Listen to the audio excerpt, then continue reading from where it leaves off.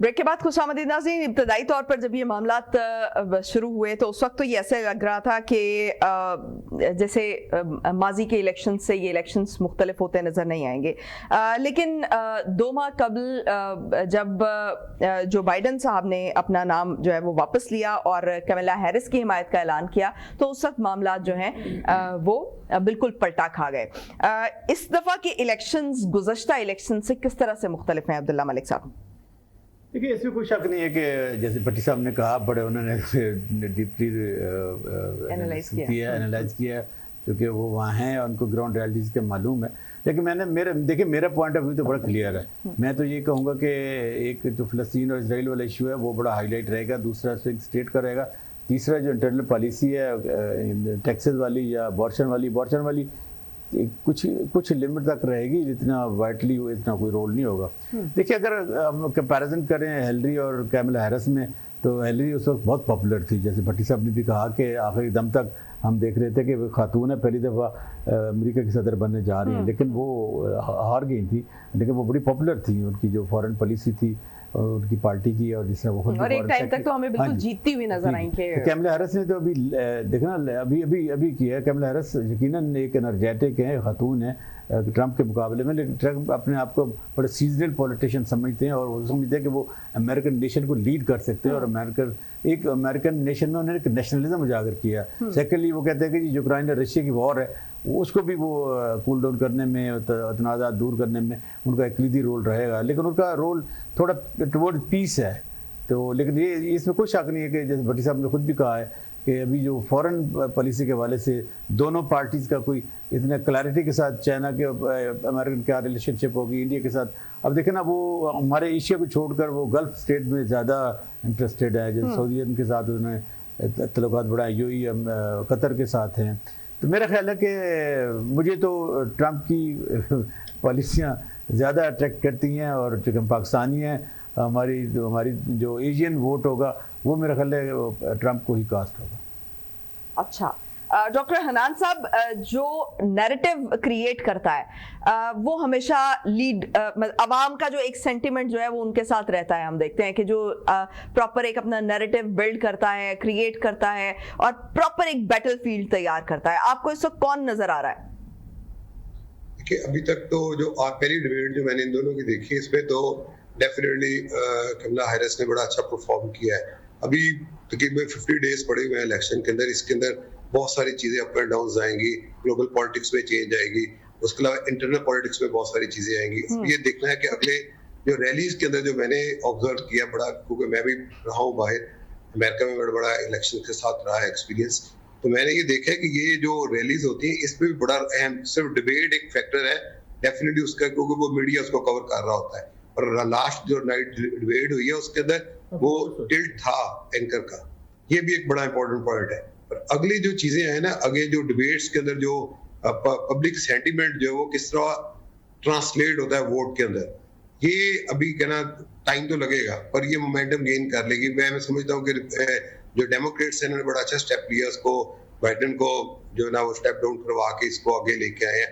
Definitely young blood है, और young कहने से मुराद ये कि फर्स्ट टाइम ये आ रही है उसके अंदर इलेक्शन के अंदर, और इसकी पॉलिसीज के बारे में ज्यादा अमेरिकन लोगों को पता नहीं है कि ये एज ए वाइस प्रेसिडेंट, तो आपको पता है जिस तरह अमेरिका के वाइस प्रेसिडेंट का रोल होता है एक सर्टेन लेवल तक वो ऑपरेट करता है, तो प्रेसिडेंट की ज्यादा चल रही होती है।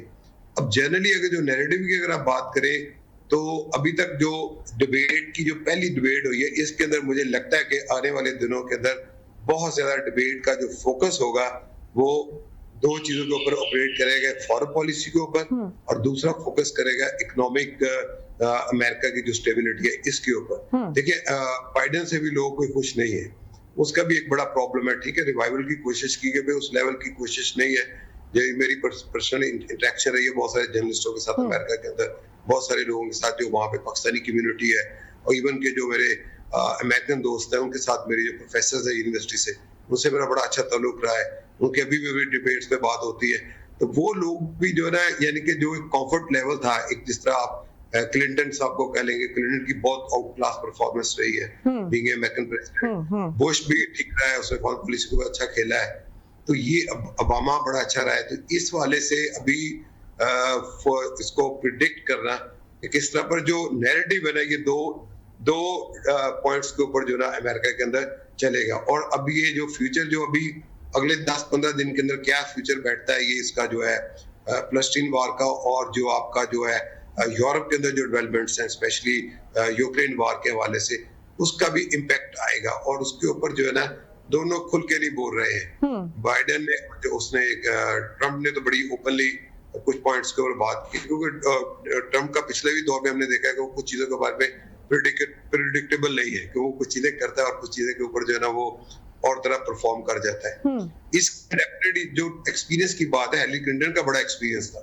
वो पहले पूरा उसके क्लिंटन साहब के साथ रही है, उसके बाद वो बड़ी लॉयर है, उसका बड़ा रहा है एक्सपीरियंस सारा।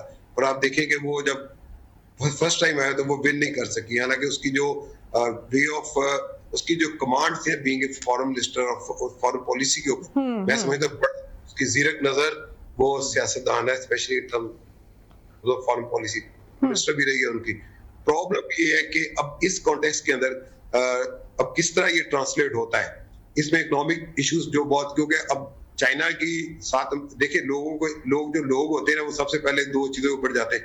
टैक्स कम हो, औरतों का वोट तो पड़ेगा, डेफिनेटली औरतों का वोट कमला हैरिस को पड़ेगा, इसमें कोई शक नहीं है अगर वो इस चीज को ज्यादा लेके चलती है कि मैं वुमेन के लिए। और सेकंड जो मिडिल क्लास है, जो आपकी अफ्रीकन अमेरिकन है, वो काफी डिप्राइव्ड हुए हैं पिछले कुछ दौर में। और जो ना ये जो व्हाइट वर्सेस ब्लैक थोड़ी सी वो जो चल रही है कंट्रोवर्सी, और थोड़ा सा उसमें इशू है, ये चीज भी जो ना वो ट्रांसलेट होगी डेमोक्रेट्स के टर्नआउट के अंदर, क्योंकि डेमोक्रेट्स जो ना हिस्टोरिकली वो मिडिल क्लास की वो जो है ना पॉलिटिक्स करते हैं, और वो ज्यादातर जो कम्युनिटी बेस्ड जो लोग हैं, आप कह लेंगे डिफरेंट एथनिक ग्रुप्स को वो साथ लेके चलती है। उनकी फॉरेन पॉलिसी, उनकी जो डोमेस्टिक पॉलिसी है उन इश्यूज के ऊपर वो ज्यादा कंफर्टेबली प्ले करते हैं। तो जब रिपब्लिकन्स हैं, इनके आप देखें इनका थ्रू आउट ये रहा है अमेरिका के अंदर, आप 200 साल की हिस्ट्री उठा के देख लें, जब भी ज्यादा वॉर्स जो है वो रिपब्लिकन के दौर में हुई है, और रिपब्लिकन्स जो है ना वो फॉरेन पॉलिसी के ऊपर खेलते हैं। अब ये देखना है कि इस दोनों जो कैंडिडेट्स हैं वो किस तरह अगली डिबेट का जो आएगा, या अगला जो 10-15 दिन के अंदर चीजें बनेगी, वहां से नैरेटिव डेवलप होगा। क्योंकि अभी तक अब की जो पहली डिबेट है इसके अंदर इश्यूज आइडेंटिफाई हो गए हैं, ठीक आइडेंटिफाई हो गए हैं, वो 3 से 4 इश्यूज बिल्कुल सामने आ गए हैं। उसके बाद आगे अगर कोई डेवलपमेंट मेजर नहीं होती, ये 5 इश्यूज के ऊपर चलेगी, पर मेजर 2 ही है, इकोनॉमिक रिवाइवल नंबर 1, और नंबर 2 जो है ना वो ये है कि आपके फॉरेन पॉलिसी को एड्रेस करते हैं। ठीक हो गया, ठीक हो गया। आसिफ अली भट्टी साहब, आपने 3 पॉइंट्स पहले गिनवाए। आपने कहा कि नंबर 1 इशू इकोनॉमी रहेगा, दूसरा जो है एबॉर्शन वाला इशू, और थर्ड इमिग्रेशन का। लेकिन जो फॉरेन पॉलिसी है ये किस हद तक इम्पैक्ट कर सकती है इस इलेक्शन पर? जी, मैंने अपनी बात की गुफ्तगू के आगाज में ये बात कही थी कि foreign policy is very important factor for United states. ये हम भूल जाएं कि इस बात को नजरअंदाज किया जा सकेगा, क्योंकि देखें जंगें करवाना या करना ये आसान काम नहीं होता है, लेकिन असला बेचना भी एक आर्ट है। ये सारी सिचुएशन जो है वो क्रिएट होती है जब आप इकोनॉमी का जो मॉडल है वो किस सतह पर लेके जाते हैं। अमेरिका के अंदर चूंकि इकोनॉमी को बहुत ज्यादा यहाँ पे केटर किया जाता है और बहुत ज्यादा फोकस किया जाता है, क्योंकि यहाँ के जो लोग हैं वो रोजाना की बुनियाद पे पैसे कमाते हैं। आप देखें कि एक शख्स जो कि यहाँ पर एक दिन मजदूरी नहीं करता है तो वो उस दिन पैसा नहीं कमाता है, और यहाँ पे वो अमेरिकन वे है रहने का, जैसे जिसको हम कहते हैं अमेरिकन सिस्टम के, अपनी जेब में पैसे हैं तो अपना खा लो खाना, आपके साथ गया है भले से आपका जो वो दोस्त है या जो भी है, लेकिन वो अपना खाना खाएगा, अपना खाना खाएंगे, तो दिस इज द अमेरिकन वे। तो जिस दिन आपने पैसे नहीं कमाए उस दिन आपकी छुट्टी है। तो मसला ये है कि यहाँ पे इकोनॉमी को टैक्सेस की बात भी है उसमें, और दूसरा नए रोजगार की भी बात है। यहाँ पे मैं जो बुनियादी फैक्टर बयान करना चाह रहा हूँ वो मैं बाद में करता हूँ, लेकिन फॉरेन पॉलिसी के हवाले से अमेरिका की अब दोबारा से मैं कहता हूँ रीइंस्टॉल करना पड़ेगा उन्हें, और ये जो फैक्टर है पैलेस्टाइन का या इवन रशिया और यूक्रेन वॉर का, ये बड़ा इंपॉर्टेंट है। लेकिन मुझे बताइए कि उन्होंने कश्मीर के लिए क्या बात की है?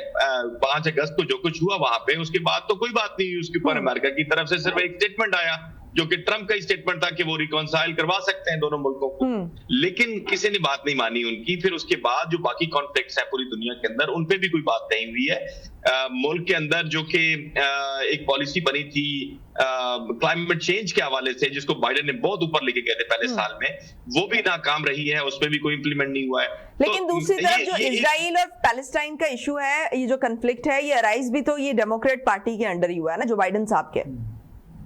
जी, और उसपे जो सबसे बड़े हिमायती है वो ट्रम्प है। वो इजराइल के फ्रेंड, इजराइल के दोस्त ही नहीं है बल्कि इजरायली प्राइम मिनिस्टर के भी फ्रेंड है वो। आपने देखा उनकी अलग से मुलाकात हुई है यहाँ पे, जब वो तशरीफ लाए हैं वहां से इजराइल से, तो उनकी अलग से मुलाकात हुई और उसमें बड़ा अच्छा उन्होंने बयान भी दिया है इसके ऊपर। अच्छे से मुराद ये है कि वो अपनी उनकी जो गुड बुक्स वाला जो एक्सचेंज होता है, एक्सचेंज ऑफ वर्ड्स होता है, वो उन्होंने किया। लेकिन हम ये समझते हैं कि जो दुनिया भर में उनकी पॉलिसीज है, उसमें फलस्तीन के मामले को दोनों पार्टी से नजरअंदाज किया है और देखते हैं वहां जंग जारी है, लोग मारे जा रहे हैं और उसको रोकने के हवाले से कोई अमली इक़दाम नजर नहीं आया। तो डेफिनेटली उस पर बात होगी भी और लोग भी उसको करेंगे, लेकिन इतना ज्यादा इन्फ्लुएंस वो नहीं करेगा मामला। सीधी सी बात बता रहा हूं आपको। दूसरी बात ये है कि जब हम बात करते हैं लोकल पॉलिटिक्स की, तो यहाँ पे जो नौजवान है, जैसे पाकिस्तान में 60% नौजवान ऊपर आए हैं, वहां पे भी सोशल मीडिया ने एक ऊधम मचा रखा है। यहाँ पे भी ऐसा ही, यहाँ पे भी मीडिया का जो इन्फ्लुएंस है वो बहुत ज्यादा है, क्योंकि रवायती मीडिया का नहीं है, लेकिन सोशल मीडिया के प्लेटफॉर्म से बहुत ज्यादा सियासत के ऊपर लोगों की ग्रिप आई है। मैं यहाँ पे पिछले कई सालों से हूँ, मुझे अंदाजा होता है, यूनिवर्सिटीज में मैं जाता हूँ और मुझे अंदाजा है कि नौजवान जो है वो जरूर पहले से ज्यादा होशियार हुआ है, पहले ज्यादा समझदार हुआ है, पहले ज्यादा पॉलिटिकली ओरिएंटेड हुआ है, अवेयर हुआ है। और देखें, माजी की हम बात अगर हम करते हैं कि जी क्लिंटन के दौर में ऐसे हुआ या बुश के दौर में ऐसे हुआ या ओबामा के दौर में ऐसे हुआ, तो लोगों को, मैं आपको सच्ची बात बताऊं कि लोग यहाँ पे ज्यादा मीडिया की तरफ कायल नहीं थे। और मैंने उस वक्त जब इलेक्शंस कवर करने के लिए आता था तो लगता ऐसे था कि लोगों को पता ही नहीं कि प्रेसिडेंट का इलेक्शन कौन लड़ रहा है। मोस्ट ऑफ द टाइम मुख्तलिफ स्टेट्स में जब मैं जाता था तो वो लोग कहते थे कि ये मुकाबला किन के दरमियान है, पहले ये तो बताएं। तो फिर वो अपनी राय देते थे उसके ऊपर, वो भी मोहतात अंदाज में। यहाँ पर इस वक्त ये सूरत हाल है कि जो ट्रंप ने पॉलिसीज बनाई या ट्रंप की जो पॉलिसीज हैं या उनकी जो पॉलिटिकल फिलॉसफी है या उनका जो पॉलिटिकल नारा है, उसको भी लोग देख रहे हैं। और साथ में जो डेमोक्रेट्स है उनके हवाले से भी लोग जानते हैं कि उनकी पॉलिसीज दुनिया में क्या रही हैं। फिर इकोनॉमी जो है, मैंने इसलिए बार बार जोर दिया कि उसके अंदर 3 बुनियादी फैक्टर हैं। एक तो है कि जो यहाँ लोग तालीम हासिल करते हैं, आपको पता है हाई स्कूल से ऊपर बच्चे मोस्ट ऑफ द टाइम नहीं जाते। यहाँ लोकल्स की मैं बात कर रहा हूँ, वो आला तालीम हासिल नहीं करने जाते क्योंकि बहुत महंगी है तालीम। तो उसके लिए जो बाइडेन ने एक अनाउंसमेंट की थी कि वो जो कर्जे लेते हैं नौजवान, उन कर्जों को वो माफी दे देंगे। आखिर में आके उन्होंने वो वापस ले लिया अपना काम, जहाँ उनकी पास नहीं हो सका उनका बिल। तो ये एक बहुत बड़ा फैक्टर है। उसके बाद नौजवानों के बाद जो मुल्क के अंदर जो तिजारत का मामला है, बाहमी इंपोर्ट एक्सपोर्ट का जो मामला है, वो बड़ा अहम है। फिर तीसरा फैक्टर है इन्वेस्टमेंट का, जिससे रोजगार पैदा होता है। तो रोजगार पिछले कुछ अरसे से बहुत ज्यादा नीचे गया है, गो के महंगाई की शरह में कमी आई है। और अभी हमने रिपोर्ट्स देखी हैं कि उसमें 2.7% कमी आई है। लेकिन इसके बावजूद हम ये समझते हैं कि जो महंगाई है वो बहुत ऊपर गई है। इवन जो आम पानी की बोतल थी वो $1 से ज्यादा की नहीं थी, जो कि $2.5 तक, $1, $1.5 तक वो मिलती है। अब ये मसला जो है ना, ये आम आदमी का मसला है। लिहाजा वो ये देखता है कि ट्रंप जब आएगा तो वो क्या करेगा, वो इकोनॉमी को कहाँ लेके जाएगा, या हेलरी आएंगे, अपना कैमला आएंगी तो वो कैसे उसको डील करेंगी इकोनॉमी को। तो ये बुनियाद जो है ना इलेक्शंस की, मैं ये समझता हूँ डोमेस्टिक इश्यूज होंगे, इंटरनेशनल रिलेशंस इज और वेरी इंपॉर्टेंट। लेकिन उसके बावजूद वहां पे जो फलस्तीन का मसला है, देखिए वो भी एक कॉन्फ्लिक्ट है, उसके ऊपर लोगों की मुख्तलिफ राय है यहाँ पे। हम एक चुके, लेकिन भट्टी साहब, जो ट्रंप है वो ये कह रहे हैं कि रूस के साथ बातचीत करके वो तो 24 घंटे में ये मामला हल करा देंगे। और दूसरा जो यूक्रेन वाला मामला है, और वो कहते हैं हमें किसी तनाज़ात में पड़ना ही नहीं है, हम किसी भी तनाज़े से जो है वो दूर रहने की कोशिश करेंगे। अच्छा, ये बताएं मुझे कि उनके पास चूंकि एक हाथ उनके आगे ही है बात बाइडेन के बेटे के हवाले से, और ये बात फैक्ट में भी यहाँ पे आई है, मुख्तलिफ अखबारात में भी आई है कि जो उनके साहबजादे हैं हंटर बाइडेन, वो इन्वॉल्व रहे हैं वहां पे इकोनॉमी को डिस्टेबलाइज करने में, और एक कैरेक्टर जो कि अदाकार था उसको प्रेसिडेंट बनाने में। तो ये इस पे एक मूवी भी बन चुकी है। तो ये फैक्टर्स बहुत सारे हैं। लेकिन आप ये जो जंग है, अब ये रशिया उसको हल करेगा। वो कहते हैं मेरी दोस्ती दोनों से है, और आपको पता होना चाहिए कि ट्रम्प के ऊपर ये भी इल्जाम है कि रशियन इन्वॉल्वमेंट हुई थी इलेक्शन में जो उनका, हाँ, राइट, लास्ट 2016 का इलेक्शन, जी। तो और फिर 2020 के इलेक्शन में भी। तो ये जो इल्जाम है इससे वो भाग नहीं सकते। अगर वो ये कहते हैं मेरा दोस्त है रशिया या रशिया का प्रेसिडेंट, तो ये उनके नेगेटिव जाएगा। यहाँ लोग जो हैं वो उनको पता है कि कौन क्या है, किसके साथ जाना है और किसके साथ नहीं जाना है। लिहाजा ये जो मैंने आपको कहा ना कि मीडिया का फैक्टर है, सोशल मीडिया का, ये बहुत इम्पैक्ट करेगा। और इस दफा इलेक्शन की जो मैं समझा वोट कास्ट है वो भी ज्यादा इलेक्शन होगा की जो और डायनामिक्स है उनको चेंज करने में अपना किरदार अदा करेगा। भट्टी साहब, मुझे एक ब्रेक लेने का कहा जा रहा है, सॉरी फॉर इंटरप्शन। ब्रेक से वापस आते हैं और यहीं से गुफ्तगू के सिलसिले को आगे बढ़ाएंगे। हमारे साथ रहिए।